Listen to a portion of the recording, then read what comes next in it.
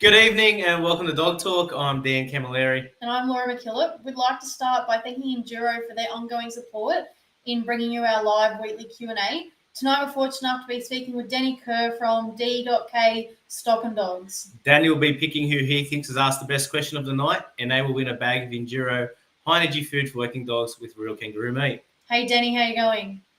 Bloody good. That's the way. How's your day, mate? Playing with tractors?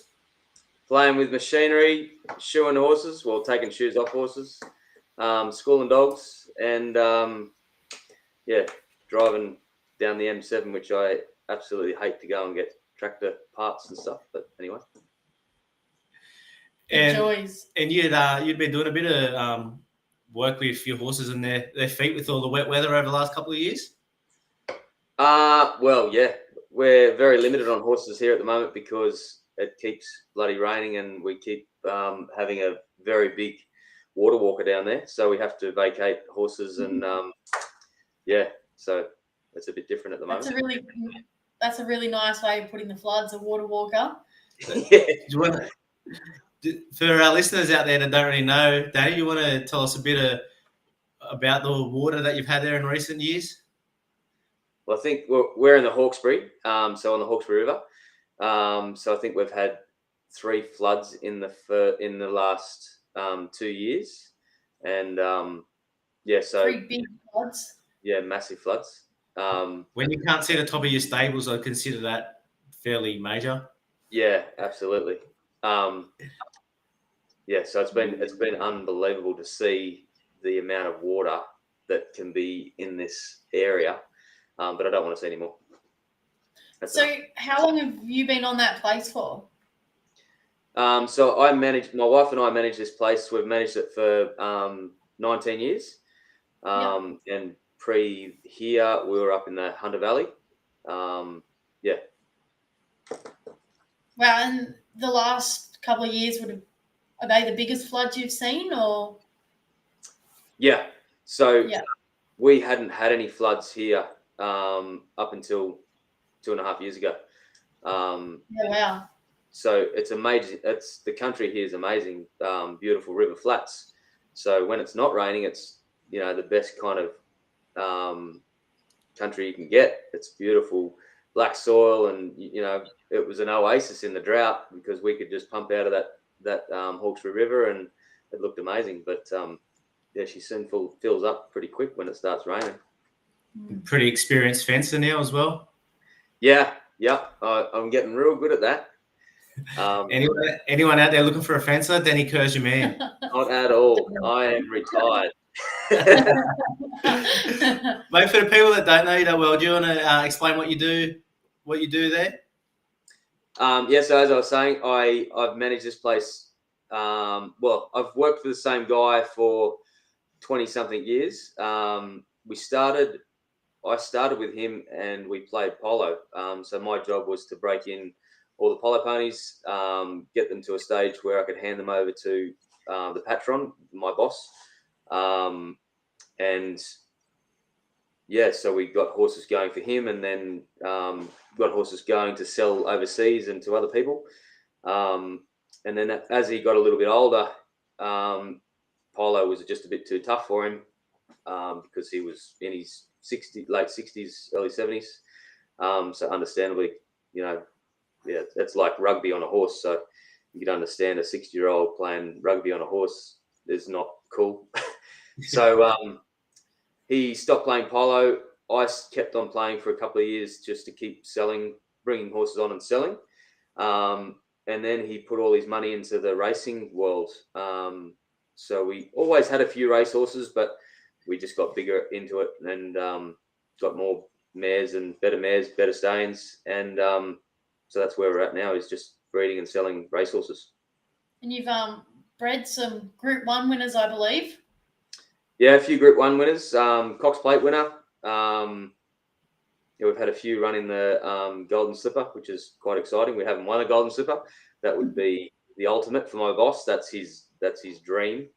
But yeah, it's we've had some good ones. We need some better ones now, but.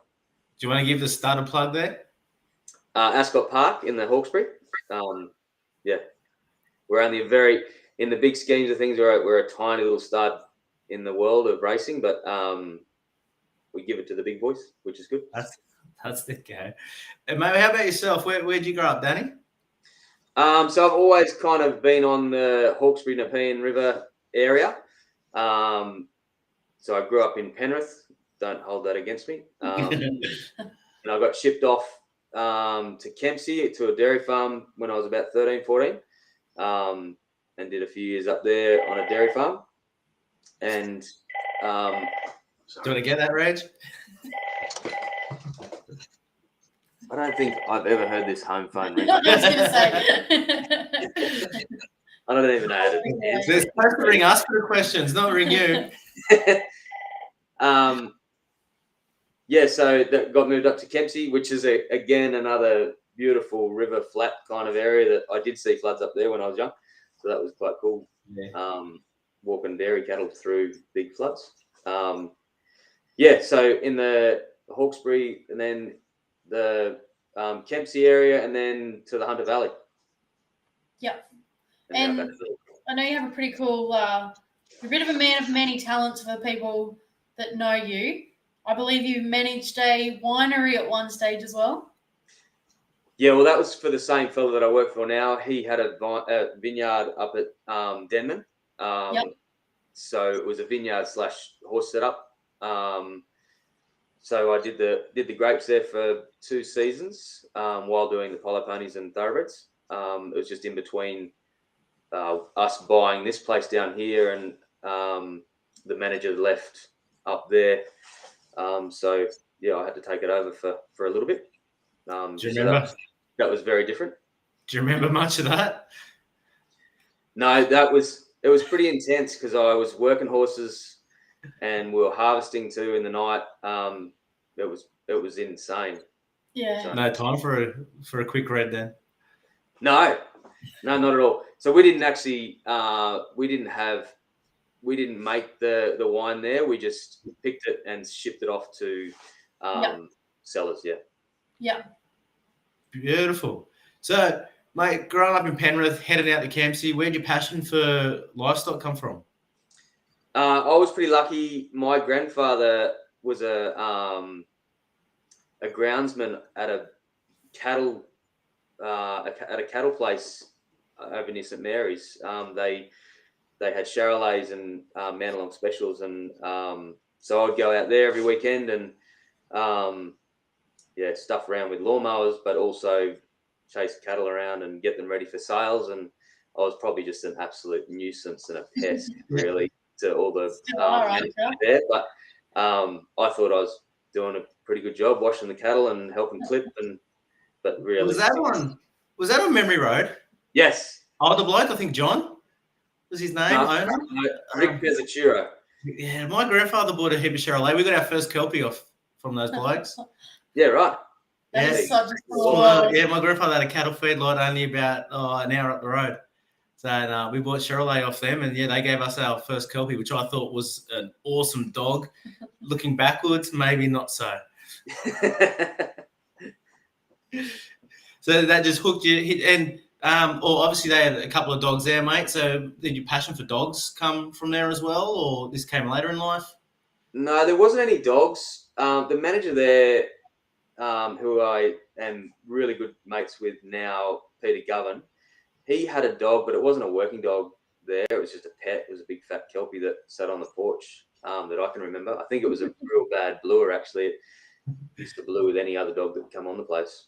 So there wasn't any working dogs. We would do everything by postie and bikes. They were all pretty quiet cattle, and there was lots of laneways and stuff. So it was all pretty easy kind of working cattle there. Right.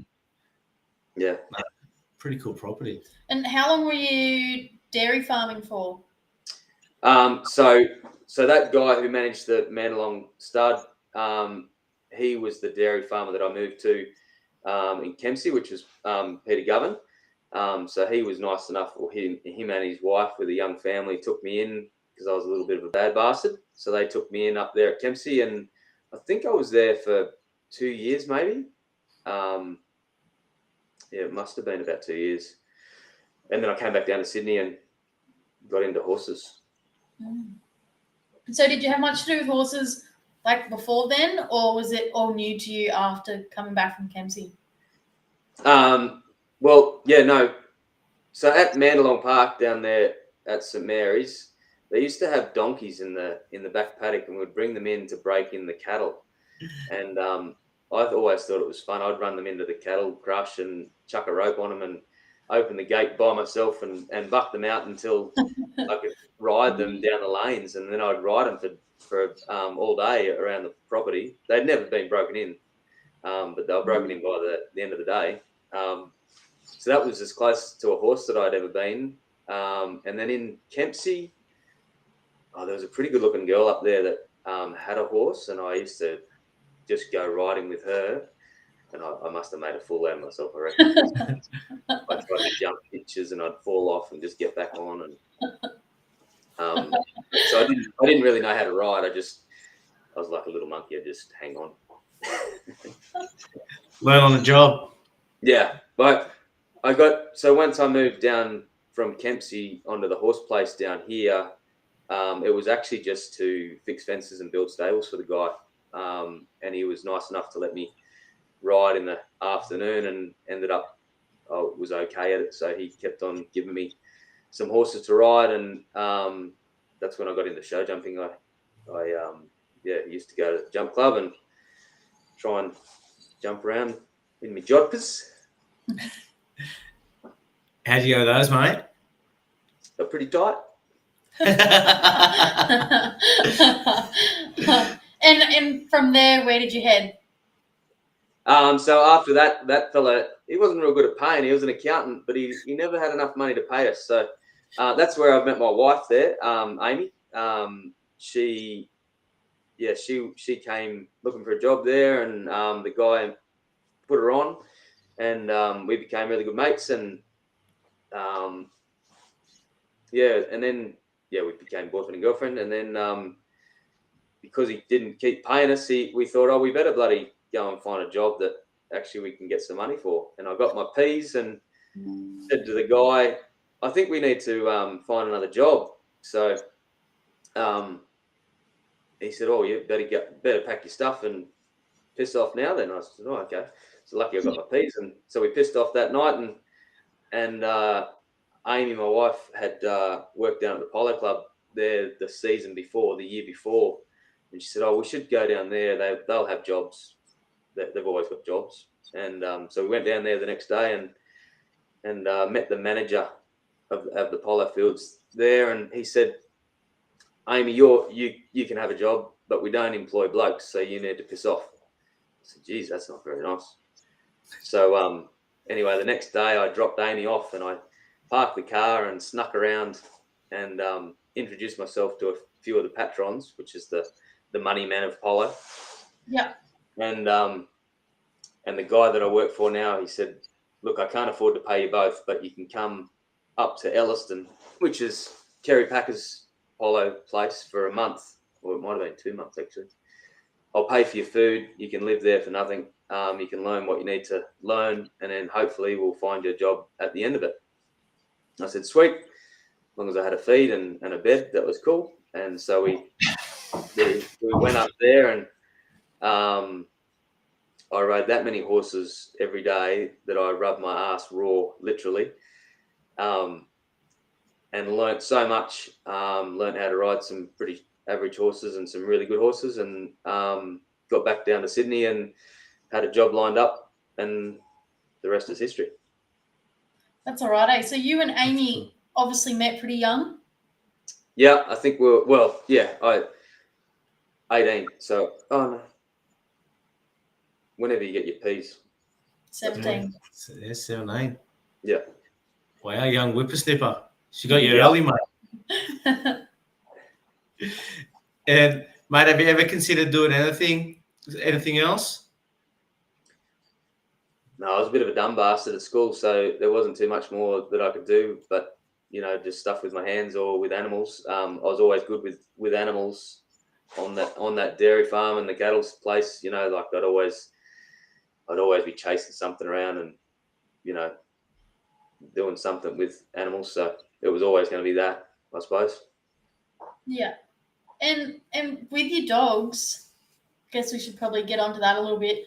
Who inspired you to even get into dogs, coming from your horses and being flat chat with breeding season and everything to get into dogs?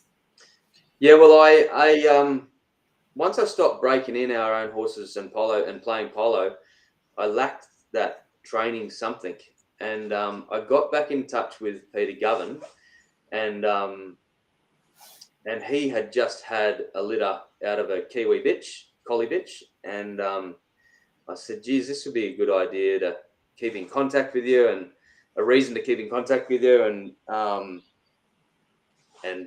you know, it'd be cool to get a dog off you." So I got one of those pups, which is my first dog, Buddy, and it was awesome because I kept in contact with Peter and Sue, and I'd ring him up every day and send him photos and videos, and he'd go, "Don't do that, you dickhead! You're supposed to show your front."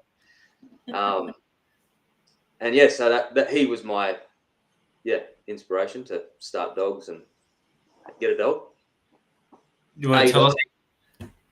Sorry, a dog. It was just a dog, and that dog's grown, multiplied. Yeah, they just keep multiplying. I don't know where they The come gremlins, right? They get wet and they just keep coming. Yeah, I think that's what happens. I just keep having to build dog boxes, and it's crazy.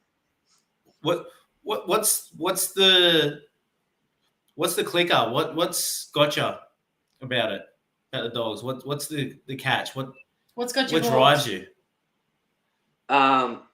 It's bloody amazing what buttons you can put on a dog, and those buggers just keep coming back and wanting to please you and do stuff, and it's like they know that they're just that it's I don't know they're just amazing. Yeah. Do you want to tell us a bit about your current team there, mate? So Buddy was my first dog. He's rising 4-year-old now. So I've got him as a straight off the tip pup. And Mingle is his litter sister, who's the same age, obviously litter sister. But Peter gave her to me a bit later on because he didn't have enough work for her. He saw how passionate I was with the dogs, and she needed a lot of work. So he said, "Look, just have this thing for a little bit, but I want her back. We'll try and find a dog for her and probably put her in pup and then send her back." And I keep offering it back, and he says, "No, I couldn't handle her, so you can keep going with her. You're doing all right." So those two, so they're my oldest dogs. They're rising 4. I got this bloody Kelpie thing off some guy up the hill there, EK Kelpie or something. I've never heard of them. Yeah, they're pretty rough, I think. Yeah, should see the head on it. Yes, mongrel looking thing. The bloke. The temperament. You wouldn't know it. It was given to you. So that was so being a smart ass, and it bites me in the ass every time. I brought a Kelpie and I called it Collie. So I think he is 3. Would he be 3, Dan? Yeah, he'd be about 3 now. Yeah. So he's my 3-year-old, and then I've got some pups out of Mingle, and they're about 9 months old. They're by Timmy, and that's about it, I think. Got a couple of little pups that we won't talk about, but coming along. So just mainly the 3 is my team. It's not a normal team like most people that have been on here, I suppose. And have you developed a style or type of dog that you like or prefer? I'm so green at it. I'm still trying to work out what kind of dog I like or what kind of style, or I reckon I'm quite a few years off knowing what that is yet, really. What do you like in a dog? What are you drawn to at the moment? What appeals to you? Yeah. Well, I've had lots, not lots. I've had a few others that I've rehomed and because they haven't suited me. and they were dogs that didn't want to come forward too much. So I'm assuming that I like a dog that comes forward because I can get it to get off. So I think that's a big tick. You know, I don't like to go get in. I'd rather, you know, I've got a bit of presence so I can hold them out. So I think that's a big thing that needs to have that come forward. They need to be good types for me. I like horse background and cattle background. Like I like a nice type. So, you know, good through the shoulder and just a neck that sits on nice and nice hindquarter. Yeah, so that's what I like. Beautiful. In day to day, you obviously don't have real work, but what are you doing with your dogs day to day? Yeah, I'm very different to probably most people that you've had on your show because I've got a trainer mob of 12 sheep that I think they know my sides more than my dogs.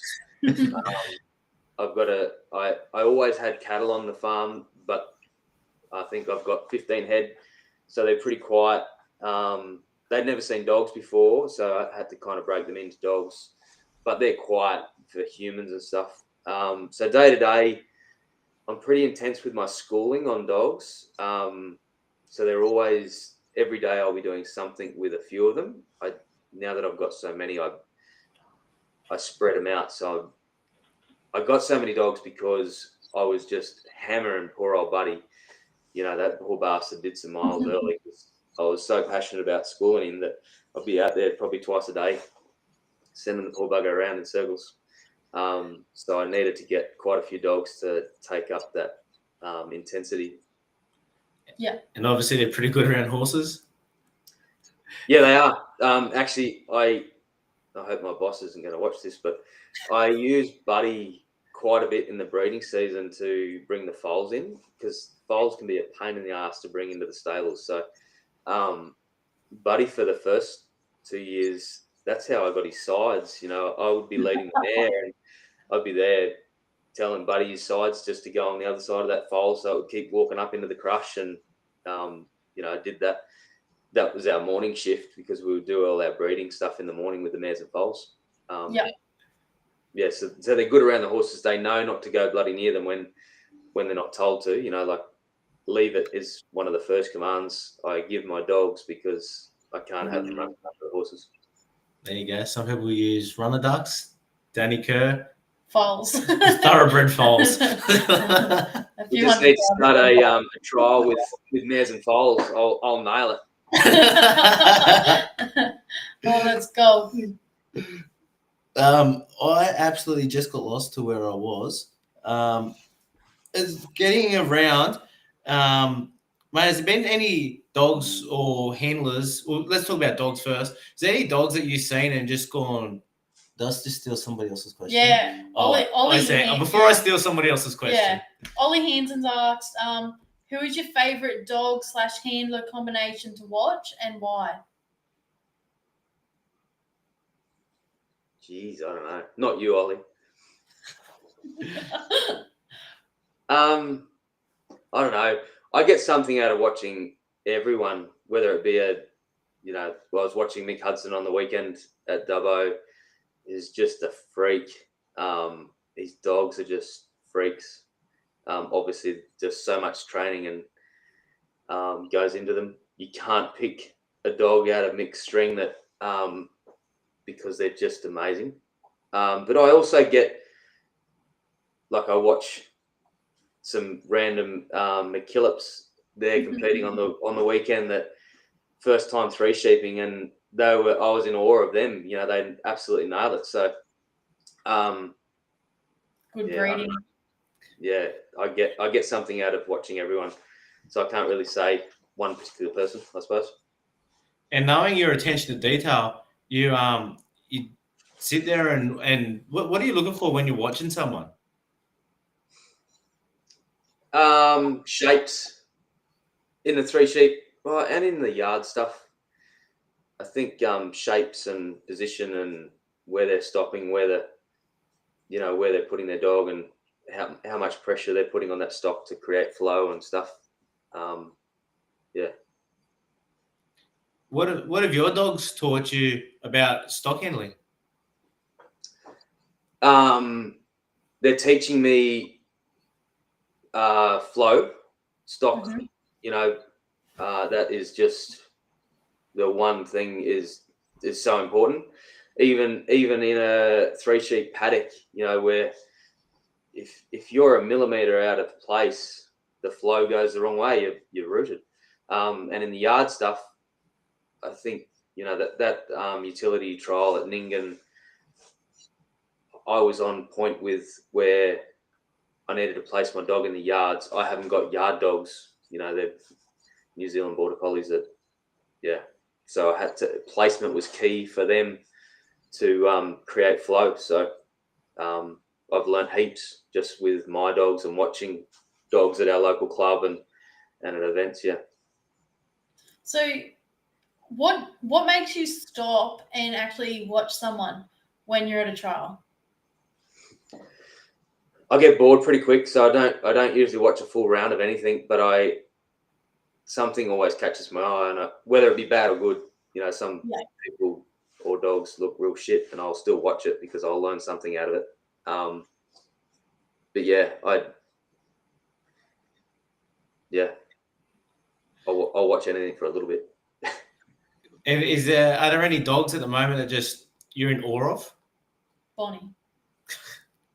I am actually in awe of Bonnie. You sold the wrong dog, Daniel. I cannot believe some clown swapped her for it. We won't get into that on She's in a live. good home, mate. That's all she needed. Yeah, no, absolutely. Definitely is. Yeah. Other than Bonnie. Other than Bonnie. Again, in the 3-sheep world, Mick Hudson's dogs are just on point. Like, they're insanely good. Gary White's dogs are always there in the finals. So, like, they're just amazing dogs. I'm sure there's shitloads more people that their dogs are amazing too. There is definitely, but those two fellas, I'm in awe of their handle ability and their dogs. Like, they've just got multiple dogs in finals all the time. Yeah, the consistency overall. Yeah. What do you think? Like, I know you've had limited, but what do you think makes a good sheepdog compared to a good cattle dog? And I'm asking you this because you've put in a lot of Ks over the last few years, and you're having a crack. Yeah, you're having a crack at everything out there, and competitive at everything. What in your eyes? What do you think where the differences lie? I think their brain has to be just amazing. Like, to do all three, and I know there's plenty of people that probably do it and do it well, but to do all three like I'm doing, like Mingle and Buddy's brain is sensational. To go from 1 week cattle trial and winning an open cattle trial to then go to a 3-sheep the following week and place and win in a 3-sheep. Like, I'm in awe of the brain capacity of these dogs that I've got. I don't know what makes them like that. If it's bloodlines or the way I'm training, or I don't know. I need about 6 more of the bastards, but if anyone. And you've got a few collies and you've had a couple of kelpies. What keeps you going back to the collies? I don't want to be pigeonholed as one. Like, yeah. So I want both in my camp. I just want to keep finding the best of both and keep having it in my camp. Yeah. I've got some really exciting Kelpie pups that are coming. That well, two are born, so 2 are nearly ready to pick up. I've obviously got the EK Kelpie. He is amazing to watch out in the paddock. Yeah. Is like no other. I get lost when I'm working him. I go oh, geez, look at this dog work. Oh, my God. Oh, shit, I've got to be right. But I've also got some exciting border collies that I've ordered that should be, hopefully, will be exciting. And ones that I've bred, hopefully tick all the boxes and can stay in the camp. So you're just having a crack at anything at the moment and just seeing what fancies you? Yep. If there was a deer trial next week, I'll give a deer trial a go. I don't think I would.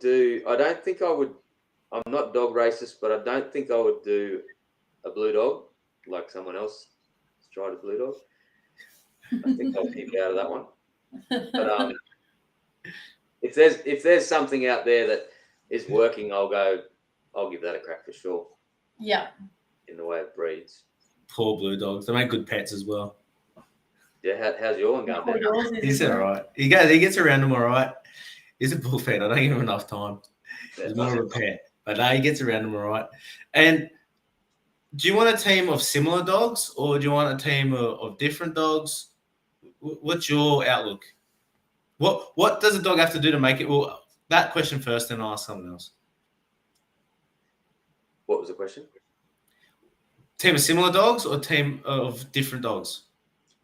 I think every trial is probably going to be different, and that's all I'm doing at the moment is trialing. I'm not doing real life work, but every trial seems to be different with sheep and how the yard's set up or how things are set up. So flow is different. So difference is probably good, but I still want the same dog that's going to stop when I ask it to stop.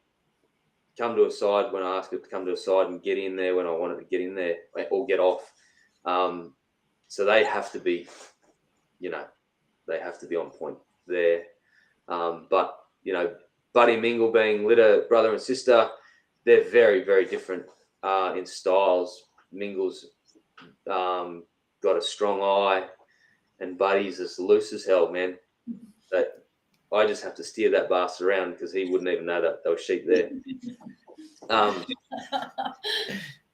But they do what they're told and they get in when they are told to get in. I think that's the big thing.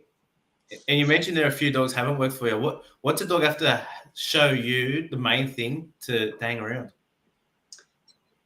Well, the ones that I've got rid of, I've had a couple of border collies that I've got rid of. That one was a UK line that I probably didn't give enough time to. It was early on in the piece that I probably didn't realise that I needed to probably just put it back in the box for a little bit or just have it on the ute for a little bit. It probably would have worked, but I just was impatient. And some of the Kelpies, they didn't have enough come in. So they were nice and pretty out in the paddock and I could put them where I wanted to put them and do what I wanted to do. But if I went to a cattle trial, I wouldn't have been able to cattle trial them because they didn't have enough go forward for me. Yeah. They might have matured and they might have got better. But for me at the time, I would rather put that into another pup and go on with another pup. So come forward's a big thing for me. Like I want them to come in. I don't want to have to drag them in. Yeah. And you mentioned there that all you do at the moment is trial. If the opportunity come up to do a bit of work, mate, would you be willing to grab that with two hands? Oh, absolutely. I intend on, while we keep getting flooded, I've got about 20 years of holidays owing to me because I've never had any holidays. So I need to probably get out and do some more miles on real farms, and which I have been, but I probably need to do that more and pimp myself out a little bit. There you go, listeners. Danny Kerr, get hold of him. If you need his contact details, come through us, or we can get him on Facebook. And doing that, mate, what would you hope to get away besides some experience? What would you like to take away from opportunities like that if they came up? Well, I don't get to see mobs, so Carsten, I love going to the 3 sheep trials, which is what I did the last week. I went to Dubbo, 3 sheep, and the best part of my week was I was just moving sheep around from paddock to paddock to, so they were ready for the competitors. Because I don't get to see mobs, so I was loving that. And the same with getting ready for cattle trials. I go down to Holbrook and help break in the cattle down there with Peter, and that's the duck's nuts for me. Like, I love that. So that's what I would get if I went on to people's places, is just moving stock. I love moving stock. I just love it. It's pretty cool, eh? Yeah. And doing all that sort of stuff and your trials, how important is that natural cast for you? Well, it's pretty bloody important for 3 sheep to get a good cast. You want that nice shape and you want that nice ending, and you don't want to bomb them at the end because you want them nice down to you. And the same in the paddock stuff. When we're doing. But I suppose normal people, they probably, with real life work, they probably drop them out, so it probably doesn't affect them too much. But for me, yeah, I like my cast. I want to try and perfect my cast. I haven't yet, but I definitely like that nice shape.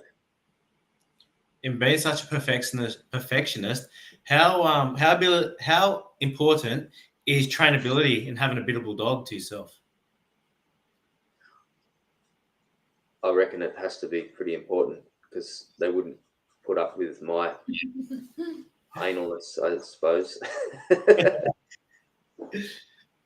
reckon they'd tell me to get screwed if they didn't have that biddability. Yeah, absolutely. Question here from Amanda Dunbar. What's one piece of advice you'd give to someone else starting out?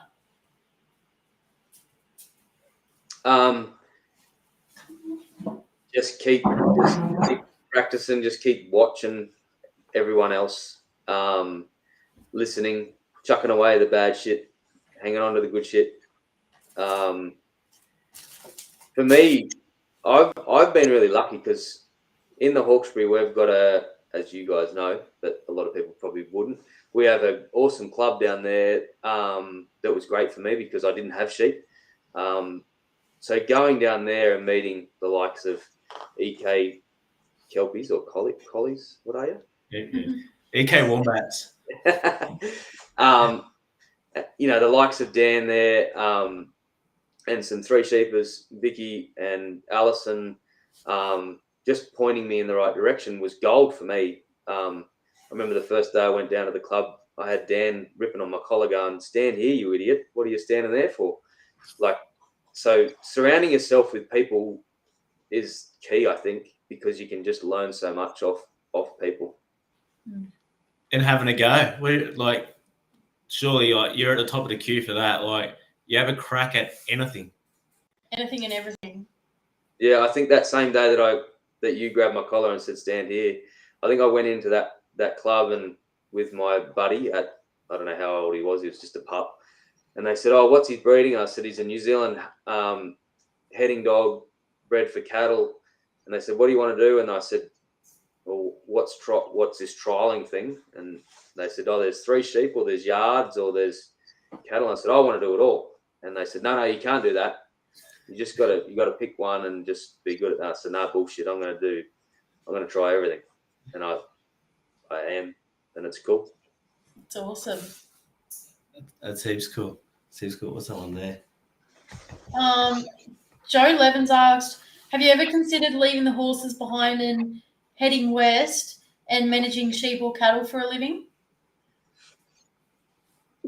I'm a very loyal bastard, as you can tell that I've been with the same fella for 20 something years. It's definitely something that I want to end up doing. I've just bought a block out at Dubbo.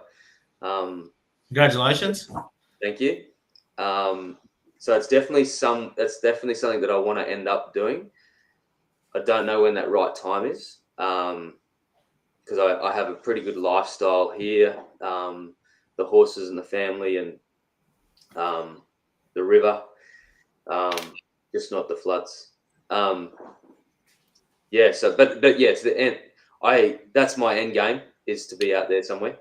Yep. That's awesome. And you mentioned earlier that you had some young pups there, mate. Why? Well, why did you breed your pups? Why did I breed pups? Yep. I was getting pressured from everyone to breed my good bitch. And I tell you what, I've never been so nervous putting her in pupping her down, or whatever you call it. I've never been so scared in my life. I had bloody cameras on her. I was checking her every couple of hours. I've bred cattle. I've bred the sheep now, and hundreds of thousands of dollars worth of foals. I've never been so nervous having that bitch in pup. Let me tell you. I don't know why I did it, and I'm not real keen to do it again. And what did you consider when trying to pick a sire for her? I knew I had a all-rounder bitch that was good at I think she was good at everything, and I wanted to complement that. And I couldn't think, and still cannot think, of another sire that complements that. And Princess Timmy, I heard all the stories. I didn't really get to see anything apart from little short videos. But he ticks all those boxes for me. And he obviously did for Greg. Yeah. And now Fred Cook, I think he ticked all those boxes for Fred too. And how are those pups going? Are they showing the things you wanted them to show? It's very early. There's a lot of pressure, but I'm not telling them that, because I'm just kind of letting them be what they want to be. Yeah. They're ticking all my boxes at the moment. I haven't got a physical, thing that they've got to meet, but every time I do something with them, I go, oh wow, that's pretty cool. Yeah. So I guess watch this space. And you're in a fortunate position there to keep a few of them. But you mentioned you got other pups coming. How do you go about picking, if you had the opportunity, how would you go about picking pups for yourself? I don't know. I'm not real big on looking at the breeding, just because I'm a bit thick. I probably should, because it works for most people if they look at breeding. But I like a bit of a connection. I'm a bit of a weirdo. So one of the pups that I've got at the moment had a bit of a connection with Buddy and Mingle, and had the Greg Prince lines in there, and so it just kind of tickled my fancy because it had those few connections that I've already got. The Kelpie ones that I've picked wasn't on breeding as such, but the handler, one of them, he's a big burly bloke. We all know him, Benny Costa. And I just know the pressure that he puts on them. So I just assume that they'll cope with my pressure. It might be different pressure. I haven't got as big a voice as Benny, but I'm definitely not as robust as Benny. I'm not as physical as Benny, but with my training, I think that's a lot of pressure. So if they can put up with Benny's pressure, and hopefully they'll put up with my pressure. And the other one is just a really cool bitch by a really cool dog. So I went, yep, I'll try that. Beautiful. And what advice would you give to someone wanting to purchase their first dog or first pup? Well, I've listened to most of your podcasts, and everyone says, go and see the parents' work. So go and see the parents' work, and if you're the same kind of trainer or handler as them, so do that, I suppose. Sounds good. Yeah. Great advice. Thanks. So you've started a couple of dogs, and there's been a couple do very well and obviously go on to win the Australian Utility. But how do you go about starting those dogs? What have you found works for you? Well, I don't know if anyone, I've only started a few, so I don't know if anyone should listen to me for sure, because I haven't broken in 1,000 of the buggers or won, a shitload of titles. But I think we start them like as soon as we touch them. So Yep. The pressure that we're putting on them, just even putting a bowl of food down for them, or just holding them in our arms, and that's where it all starts for me. And then it goes through to the leading around, to sitting at your feet, to being respectful to everything around you. I take them everywhere. I do 1,000 different things here in a day, and they're always on the ute, and I rotate them around, so they're always coming away with me or doing something. So yeah, that's how I start mine. Yep. Absolutely. I think it's massively underrated, just spending time with pups. I've always got a couple of pups wherever I go, in the back of the ute, or if it's who's working the front paddock. I've got the trailer set up out the front, and I've got pups up there all day with me. I reckon you're onto something there, mate. I reckon it's massively underrated. Yeah, they get used to the noises. Like today I had an excavator and a tractor going, and started a chainsaw, and I had that little Queensland pup sitting on the back of the ute. He was shitting himself for a little bit, but by the end of the day, he was happy as Larry. So they come on the tractor with me, and I haven't got a cab on my tractor, so it's bloody loud and hot or cold, or so they just do what they're told. And Yeah. Yeah. Question here from Marie McKillop. Your passion and commitment towards your dogs is admirable. How much time would you spend training your dogs each week, and what do you do to ensure you're not overdoing it? I don't know if I'm overdoing it. Like, I don't know. Yeah, I haven't. I'm worried that I overdo it, and that's why, like I said earlier, that I got so many, so I would spread my love out. Hours in the day on per dog, I don't know. I don't do very long sessions. So this morning, I had to feed the horses, so I chucked one dog on. I chucked two dogs on this morning. Fed the horses, went past the sheep, chucked them out, or chucked one out, schooled it for a little bit. It's probably 3 minutes. As long as it's 3 right minutes, not 3 wrong minutes. That's enough for me. The older dogs started to move cattle this morning onto some fresh grass. So, it's a job. It was a job, but I still put a little bit of schooling in there. That only took probably 10, 15 minutes, but they still got a bit of schooling, but, let them have their heads a little bit. So, yeah, I think as long as it's good schooling or good quality stuff, I think that's the most important thing. If you spend 2 minutes just yelling and screaming at it, then it's not good. If you spend half an hour with it, when it's all good, then happy days. Yeah. Good work. And do you have any milestone expectations for particular ages for your dogs, for your pups?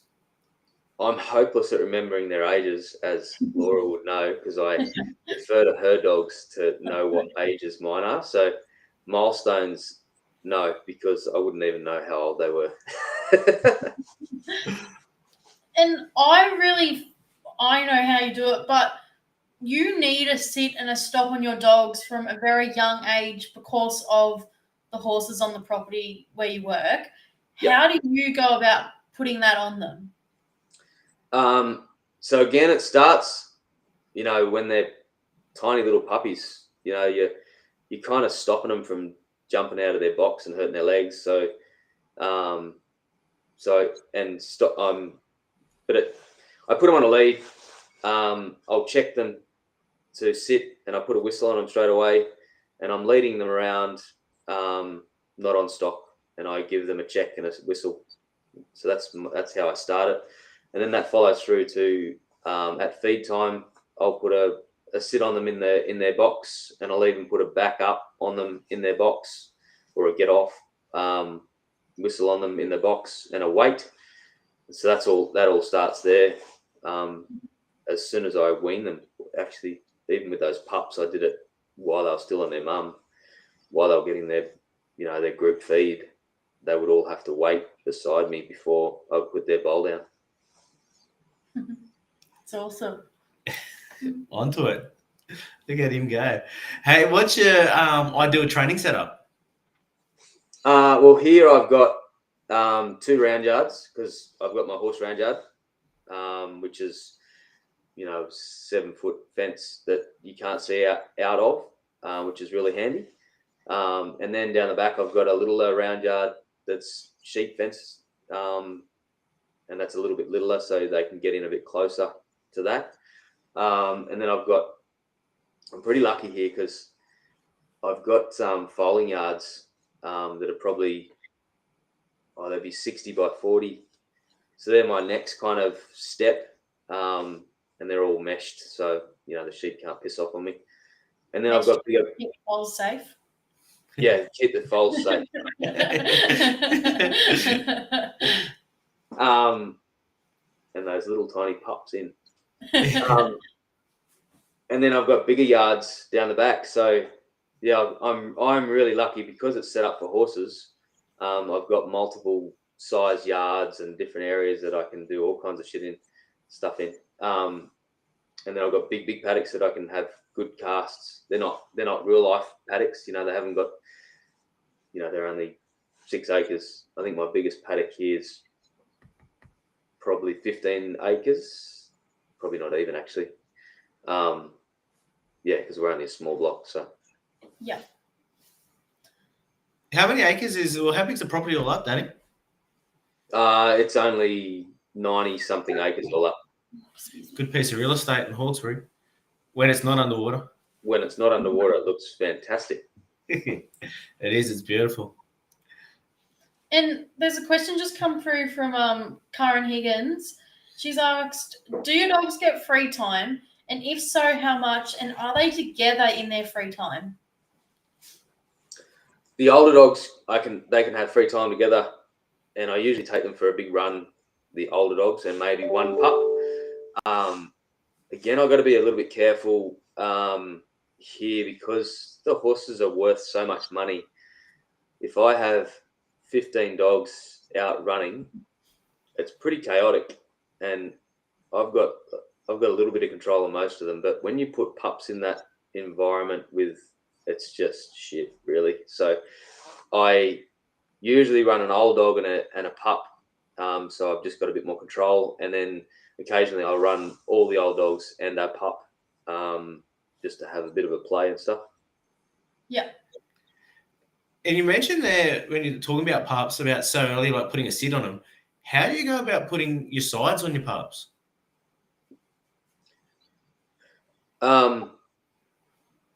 When they go to a side, I just put that whistle or that whistle end command on it. And then when they get a bit older, I make it happen. But even when they're running around me, when I'm giving them free time, if they're individually running, not as a pack, if they're running a certain way, I'll whistle that. It just comes naturally to me to whistle it and say it when I see it. So I guess they're getting sides put on them all the time too, I suppose. Yeah, just thought that that's something you might do. So there you go. So there's a combination of dry work and on stop. Yeah. So when I'm playing with them in the smaller yards and stuff, the pups, I'll kind of put body pressure on them to move them off. And as they move them off, I always put a whistle to it as well. Yeah.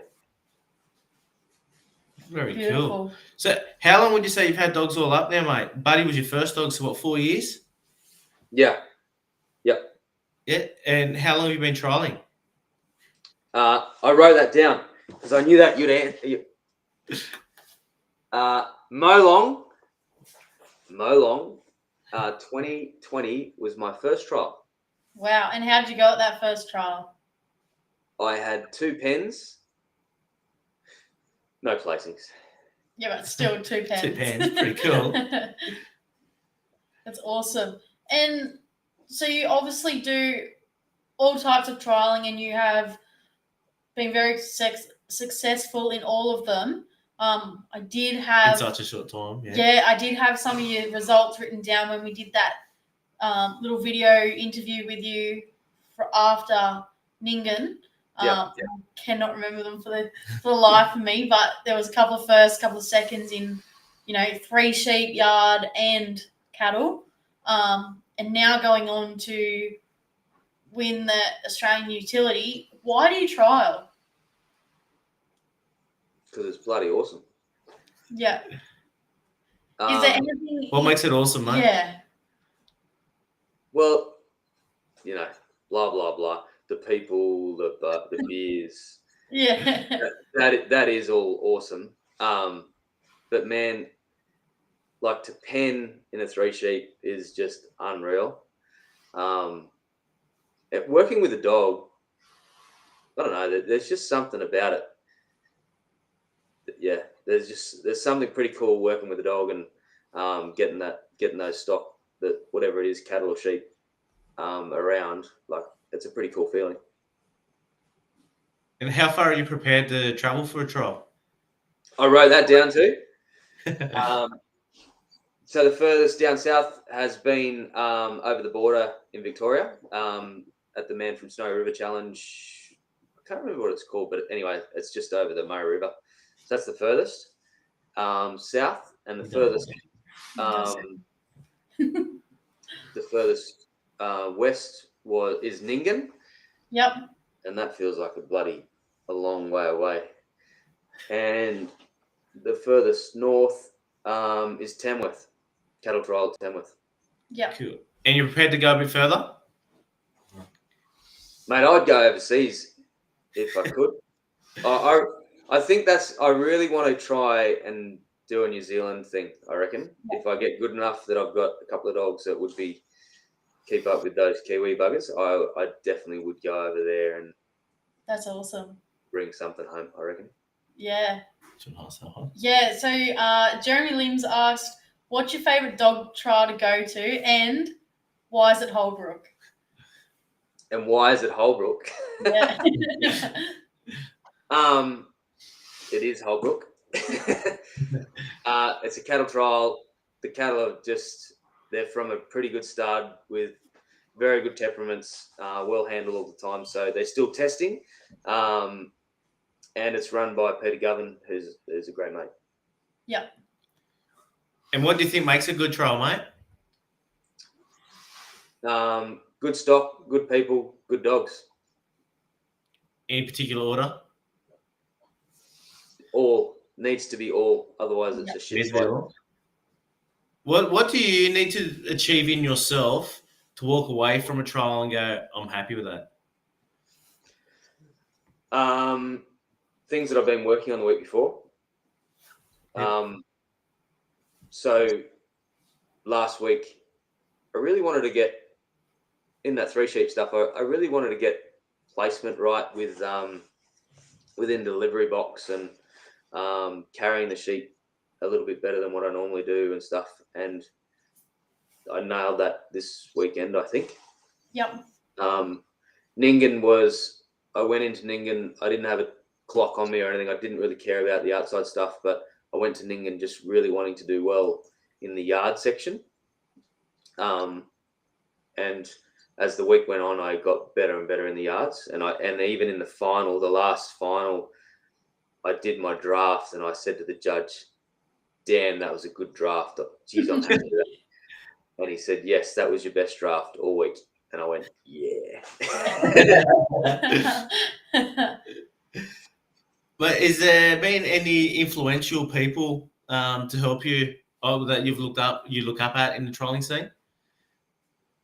Obviously Peter Govan, who's number one. But I actually stole that question. That's actually Tracy Lindsay's question. It's John Cantrell's. And John Cantrell. Yeah, right. Good question, guys. Well done. But I also I sound like a creep, but I just watch everyone, and I'll get something out of everyone. So, but when I first started, again, the Hawkesbury Club, you, Dan, Alison, Tracy, who's asked the question, Vicky, that they're all just pretty influential kind of people. So yeah. Oh, happy. Hats off to you, Dan. Hats off to you. No, mate, I done nothing. I just said, mate, don't stand there. You're blocking your dog. Get on the other side. Not simple. And obviously, okay. I was just gonna say, like, you haven't been doing it for a while. Like, you've only been in it for 3 years trialing. But is there one that you seem to do well at each year that you keep wanting to go back to, or? I'm starting to put a list together that I will only do like a certain few because I'm doing 3 sheep. I haven't done too many yards this year because it just hasn't worked out. But I want to get a handful of yards, a handful of 3 sheep, and a handful of cattle trials, and obviously a handful of utility. Utility to me that's what it's all about. Or the ultimate, the stock dog challenge with all 3 disciplines is the bomb. So that I am getting a couple kind of pegged in. Mo Long for 3 sheep, Dubbo because a great fella runs it in John. Our one in Sydney. So they'll be my 3. Oh, and Bungadore, so I'll be bloody 4 far out. Not looking good. Henty's next week, so they'll probably end up being 5. And cattle trials, obviously Holbrook is the one that I will go to every year while it's running. Scone put an unbelievable event on, just gone, and I reckon that'll only get better and better. Tamworth was fun. It's a different kind of trial. It's not, you don't really get paid for good work. You just get paid for time, which I didn't really like, but I'll still go because it was quite cool. That's a cattle trial. So I can't remember what that question was, but I am getting a few together that I will just go to every year. Yeah. Mate, and I suppose people like yourself and I, we haven't probably really earned the right for this, but you get around to so many trials. If there's something you could change in a trial, what would it be? For a newbie. The 3 sheep stuff, I wish we could change, and I'll probably get ripped for this, but I wish we could change just the direction we went. Just change it up a little bit. I know they've got their reasons why, and traditionally that's why they run it a anti-clockwise course. I think it's anti-clockwise. Yeah. But I would love to see Mick Hudson, and I know he'll bloody do it because he's just a legend. But put a right-hander in there and have him coming on your left-hand side, and stand on the other side of the bridge. I wonder how we would all go with that. And yard trials, I'd like to see, different stuff in the yard trials. I've heard some of you guys talk on your show about in the old days there was foot baths, and I reckon that'd be cool, like something different like that. Yeah. Beautiful. And we know where this one's probably going to lead, but what do you feel is your biggest achievement in your last few years, mate, of having a crack? Well, I've been thinking about this one because I don't think I realised how big that Ningen thing really is, and I don't think I still probably get it. I loved winning at Holbrook because the guy that gave me my first dog ran it. So I reckon that's probably my most special moment. The big trophy from Ningen and being the first border collie on that big flash trophy in a Kelpie world, it's pretty bloody cool. Yeah. But yeah, probably the Holbrook. And for our viewers and listeners that don't know, what was that Ningen? Do you want to explain what that was, mate? It's the Ningen Australian Utility Trial. I don't know what it's. Yeah, it was the first Australian utility trial. Inaugural. So first one to ever be held. So, mate, You're up against, there was legends there that have won countless utility trials. That's no short feat, mate. Like, No, congratulations once again. That's pretty cool. I was in awe of just competing with those big names. Like, I first went to Ningen. My first Ningen utility trial was 2 years ago. I think it was before COVID. And I came back from that trial and I said to Peter Govan, I said, these names, like Gary White, this fella had 3 in the final. What a freak. And then, all these huge names. I was like, that's something to live up to. Like, that's what I want to try and achieve, that having multiple dogs and multiple years. And I looked at Gary's stats and other things and I was like, damn. Not just Gary, there's a lot of blokes that do this utility stuff. And I think I might have came second in Encourage there that year. And so I went home thinking, yep, that's the goal. That's the ultimate. And then I went there this year and then I was running in the open with those big boys and I went, how good's this, running with the big boys? This is cool. I used to love playing against the big boys in the polo, like even practice stuff, you just lift your game a bit. And so running in the open with the big boys, I thought that's cool. And then I got into the finals and I went, yeah, like this is so good. I didn't even think that I would have a chance in hell. And then everyone was doing the numbers and they were like, damn, Danny, you got this. You got this. Greg Walton was sitting beside me, and he was judging on the sidelines everywhere, going, "That's a point. That's a point. That's a point. You got this, Danny."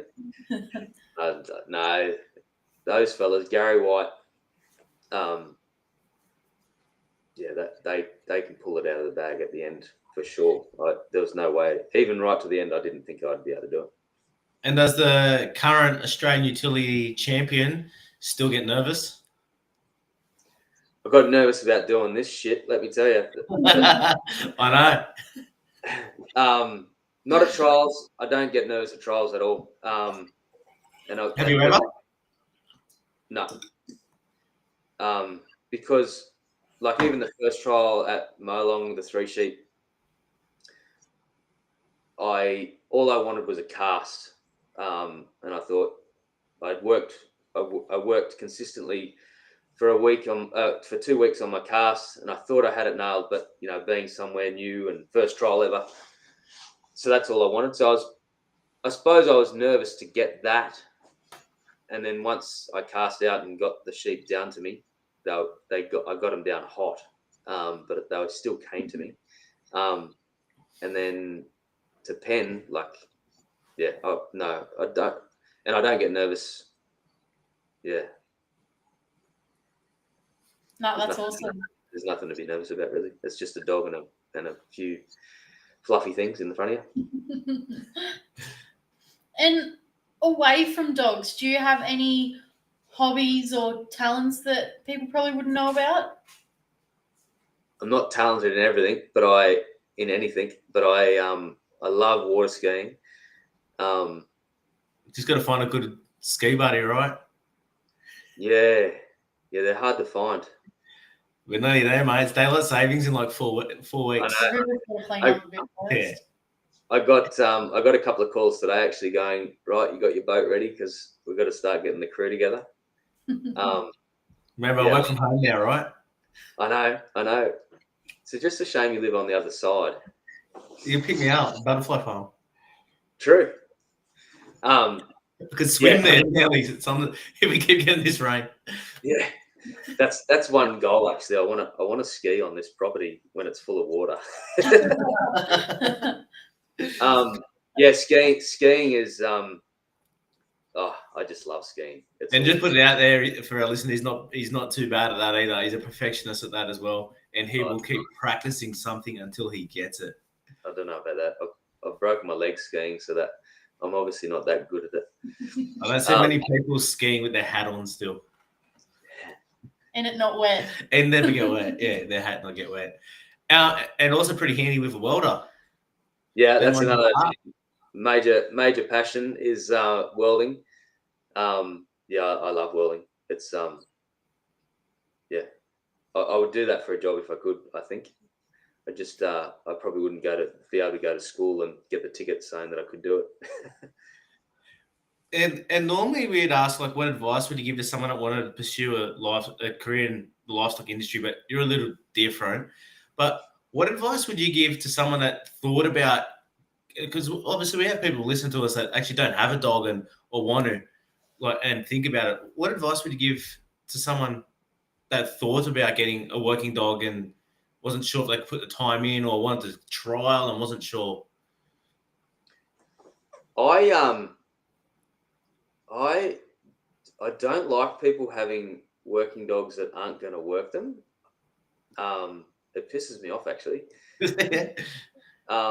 So I think if you're not going to trial it, or you're not going to, work it, I don't think you should get it. But I'm probably few and far, but yeah, I'm probably not like normal people in that sense. But just with our Hawkesbury club, there's a lot of people that just live in backyards and got a Kelpie and then come out and run around sheep. And I just think, why? But yeah, that's just me. But if you want to get into it, then you should surround yourself with the right people and get the right dog and have a crack. Beautiful. And who would you like to see come on to Dog Talk? I wrote that down too. Obviously, Mick Hudson has to get on here because he is our generation of Princey, really. Yep. Yeah, so he has to come on, and you guys need to do what you got to do to get him on. And also, so that's the 3 sheep kind of world. Anthony Mulder from Queensland is a cattle trialer who beat me at the Man from Snowy River Challenge. Seems like a really nice dude. He's from a pretty cool area. I'm not sure exactly what he does, but he's around livestock all the time. He just seems like a cool dude, so I reckon he'd be pretty interesting to talk to. Awesome. Get on to it. Do it. We'll do it. Beautiful. Let's do it. You all right? Yeah. Time to pick a question, mate. Was there a question tonight that stood out for you? And they will win a bag of Enduro high-energy food for working dogs with real kangaroo meat. I didn't write any of them down. You There wasn't. Just the general gist of the question, I can find who it was. Someone asked, it might have been Amanda. She asked something. She did ask a really good question, but I'll tell you what, I actually missed one of her questions. Yeah, and it's actually a really good question for you. Sorry about that, Amanda. But we're going to ask it now. And you've already picked us. So, Amanda, congratulations. You won a bag of Enduro Plus or Enduro dog food. What's the question? And Danny, you're going to get one for being a guest, but we're going to ask this question as well. It's, what do you think about keeping litter mates? And would you be concerned that they will bond to each other rather than you? And it's actually from her husband, Matt. Yeah. I've got individual boxes, and so my boxes is like a horse stable because it's got a breezeway. So I swap my dogs around. If they're being dickheads with each other, beside each other, I'll swap them around and just stuff with their heads a little bit. Because of that reason, I think it's pretty important that they stay focused. And if they're out together, there's free time, but then there's work time, and have to be focused. So yeah, I worry about that, and I try and school it, or try and work it that it doesn't happen. Because I hate dogs running around just lugging off each other or just not listening to me because they're, so focused on the other dogs around them. So it doesn't even have to be litter mates. It can be just their mates as well. But yeah. And although you got Buddy as a pup and Mingle later on, did you ever encounter any issues with those two growing up being little mates? No, all my dogs are really good together. Like people, I think people get a little bit shocked that like I'll travel and I've got a really cool trailer that I've got individual boxes, but then on my ute I've got 2 boxes that I can just shove dogs in with dogs. And someone said to me the other day, "Oh, you put the 2 dogs together," but they all get along really good. Because I think because in their world I'm the top dog, so they're not going to blue with anything else. I think. Yeah, it's a good theory anyway, isn't it? Yeah. So I just wanted to make a quick note to people with all the emails that have been coming through. There was an update in the software, but I've now gotten the people that run the software to fix it for us. But all you need to do is log on, clear your notification center, and then you won't get any more emails unless you are actually interacting and commenting on the posts. Other than that, they should stop. So if you jump on, log in, clear your notification center, it should be good. I will also be trying to put together a bit of a step-by-step video later in the week that will be on Facebook if you need a hand with it. Otherwise, just give us a buzz. But Denny, one last question. Would you rather fight 1 duck the size of a horse or 20 horses the size of ducks? Can Dan ask his version of this? I can definitely ask my version of this if that's what you would like. Nick Hovey's version. Nick Hovey's version for Danny is, if you had to take on 10 Ben Costas the size of a duck or 1 duck the size of Ben Costa, which would you choose and why? Could you imagine 10 squawking Ben Costas? I'll just take one of those bastards on, and there'll be feathers everywhere, I reckon. On that note, Danny, thank you very much for your time tonight. We've had a great chat. No one would even pick up that you're nervous. And to all our viewers out there, thanks for logging on. And please remember, we learn every day, and the day we stop learning will be a sad one for all of us. Thank you. Cheers. Adios.